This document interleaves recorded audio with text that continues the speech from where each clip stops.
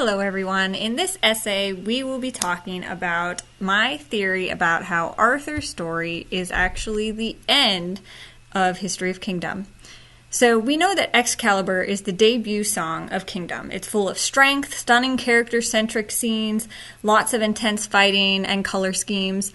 It's a bold beginning, being clear in its narrative and showcasing the mythical story of King Arthur with a unique twist in that this has nothing to do with England or anyone else involved in the typical story we know of King Arthur, and is instead set in a beautiful fantasy realm all its own. Which means lots of theorizing on my part, because despite the defined storyline, there is a lot between the lines too. So let's start with the introduction. We see Arthur gaining the famed Excalibur, but after those quick scenes of him in the forest taking Excalibur, we see him suddenly wake up. Creeping, shadowy hands were reaching for him, but upon his awakening, they retract into the darkness.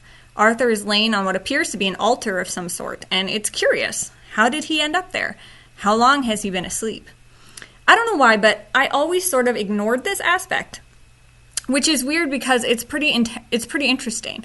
But I just never focused on that part where he wakes up because it just felt like, well, he's waking up to the story after dreaming about Excalibur. But that's clearly not the case. Evil hands were looking to hurt him, and throughout Arthur's story, it's very clear his life is in danger. Whatever happened to cause Arthur to lose his throne is definitely a life-threatening situation. The Kingdom of Rain seems to be a very dangerous place, especially to its royalty. But you might say, well, maybe Arthur just wasn't king before the story began. Good point. But why would he not be king? All the other members are kings established in their kingdoms before this crazy stuff happens. And if Arthur wasn't the king, then why was his life in danger? Why was he sleeping on an altar? He must have been someone important before if evil forces attacking his kingdom were so intent to ensure he did not rise again. Also, the music video has a lot of unique aspects to it that we don't see in the other ones. We see all the kings in one way or another swear allegiance to Arthur to help him in his fight to gain his kingdom back. We mostly see this from Jahan, Mujin, and Dann, but it's implied that the others also do this. In the other music videos we've seen, it seems like all the kings are already integrated into each other's lives and are just actively involved in aiding the main character king in some way. I have my own theories why they might be in those kingdoms. Most notably, I think in Karma, the kings were hiding away from something, since his kingdom is literally in the clouds. But there's no swearing allegiance. They all know each other, and they're there for each other. So why would they need to do this for Arthur? I feel like there's more to it than us just being introduced to the characters. Perhaps it's more like a reintroduction after however long Arthur has been asleep.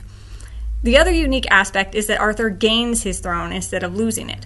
In Karma, we see Chiu lose his throne because of reasons I've discussed many times, but the basics of it is that he loses his throne because he neglects his kingdom to protect those important to him. In Black Crown, we see Fate and Chaos facing off to see who gets to run the world. The Fate Kingdom is already established, again, a kingdom established despite being in disarray, and it ends with Chaos taking the crown and destroying Fate Kingdom entirely. Ultimately, the kingdom remains, but it changes significantly. Then we have Ascension, which shows Dann losing his kingdom to a great number of enemies, which was a massive change for his once peaceful kingdom. And maybe he doesn't lose his kingdom in the same way Chiu does, but he loses what made his kingdom what it was. It was once peaceful and beautiful, and it becomes dark and bloodied. Dann does make a strong claim that he will return, and I believe it, but it won't be as it was. It can't be. So these stories, they end in tragedy, even if that tragedy might be different each time. But Arthur's story ends in victory. It's such a different vibe from the other three. At first I thought I was looking into it too much, but after Ascension coming out, I really think I might be onto something here. Another notable clue, which was discovered by a friend of mine, is that Arthur's album does not have an intro song. Every other album does. Chiu has intro Echoes of Nirvana, which is my lifeblood. Ivan has intro Legacy of Hatred, which I think is a nod towards Fate and Chaos Kingdom hating each other, but I've already theorized enough about Ivan. And Dann has intro Palace, which I wish they could have given us more with that title, but that's okay. But Arthur's intro song is only called Majestic Departure. You might say, well, they just hadn't come up with the idea to do intros yet. And you know what I'll say to that? GFN has claimed that they have years and years worth of story plot for Kingdom, and you're telling me they're leaving out little details? I personally think they're going to be a little too detail-oriented if they're making this big grand story, and I think this was a purposeful title. Could I be giving them too much credit or reading into it too much? Sure, but I don't think so. Every other song is an intro, but Arthur's song is a departure. We're being introduced to the kings and their kingdoms, but when it comes to Arthur, we don't leave his kingdom, but perhaps it's a departure of the History of Kingdom storyline, or a departure from the suffering that all the kings have had to endure.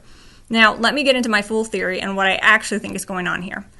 Arthur's story is indeed the end of History of Kingdom. At this point, every king has lost their crown or suffered some sort of chaotic event like what happened in Black Crown, and their kingdoms are suffering or they're completely lost. Arthur is an important piece to helping the other kings restore their kingdoms, and the evil in this world knows it. One theory could be that he's taken by evil forces and put into this cursed sleep on this altar. Arthur must be protected in some way for the evil not to touch him for however long he laid there, but whatever was protecting him was clearly fading because we see the hands almost grab him right before he wakes. Fate is on their side still. Another theory for me is that Arthur lost Excalibur and danger was coming for him, and he willingly put himself in this sleep. Why, I'm not entirely sure, but it could have been the only way to protect himself at the time. Evil was coming for him after all. Last theory on this could be that he was put into this sleep by the other kings. Perhaps it was still willingly, but they had to put him to sleep to protect him, and in doing so they stayed in his kingdom to try to hold off the evil. It was inevitable that the kingdom would fall without Arthur, but their priority was protecting him. It's a thought anyway. But what could this evil be? I have no idea, but let's look at Black Crown real quick. The Black Crown is literally possessed by some sort of evil entity. We see strange, large, shadowy form a few times in that music video, and we have to assume that's what possesses the crown. So if evil like that exists in the land of snow, why wouldn't it exist elsewhere? I'm going to assume whatever was after Arthur was something akin to the entity that controlled the Black Crown. It had one king after all, why not take another? Anyway, back to the theory. Arthur wakes up and immediately he realizes he has work to do. He doesn't know the state of his kingdom, and he doesn't know what's been going on. He might not even realize how long he's been asleep.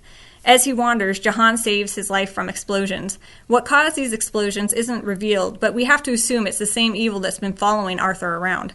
But Jahan knew what was going on in Arthur's kingdom before he did, so I think it's to be assumed that the other kings have been in Arthur's kingdom for some time, perhaps trying to find ways to wake Arthur or protect him while he was sleeping.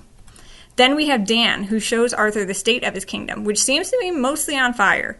Arthur is understandably devastated by this, but this also means that prior to his sleepy time, he must have left his kingdom in a good way. Sure, he clearly had his enemies, but he was keeping them at bay. Without him, however, his kingdom fell to flames and ruin.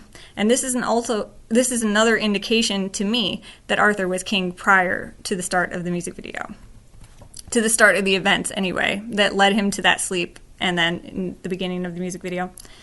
At this point, we see the various kings swear allegiance to fight alongside him to restore his kingdom and Arthur as king. But why would they do this? Why are all the other kings there swearing their allegiance and maybe holding off the enemies while waiting for Arthur to wake? Because all the kings, up until now, have lost everything. We've seen it. Their kingdoms have fallen to rot and ruin, and they know their only hope is Arthur. If he falls, then everything is lost. With that being said, they all gather their strength and fight back the evil and get Arthur restored on his throne. This, my friends, is the beginning of the next series, whatever comes after History of Kingdom. This is the majestic departure. If I may hint at it, I think the next part may have something to do with the other kings either being restored to their kingdoms or fighting to get their kingdoms back, or something to that effect. Or maybe we'll see more of this evil that is chasing Arthur and the other kings. I don't think this is something that can be easily destroyed by winning one battle, or even many battles.